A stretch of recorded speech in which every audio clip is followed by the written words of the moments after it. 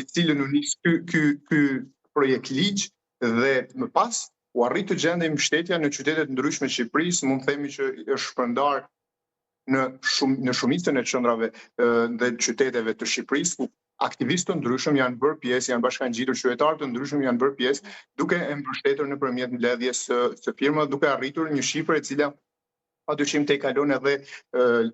detyrimin ligjor i cili kërkohet me një mbështetje mbi 20.000 firma, duke të i kaluar. Këtë çka tregon një vullnet të qytetarëve për ta mbështetur këtë nismë ligjore dhe këtë projekt ligj. Po, është një reagim që në fakt edhe është për të përgëzuar, do të thënë kjo nismë vjerda, megjithatë tani gjithçka do shkojë në kuvend apo jo, aty do diskutohet dhe aty do vendoset nëse ligji do miratohet dhe do ketë një mbështetje për fëmijët që për ta specifikuar, pra bëhet fjalë në rastin e sëmundjeve të rënda, ka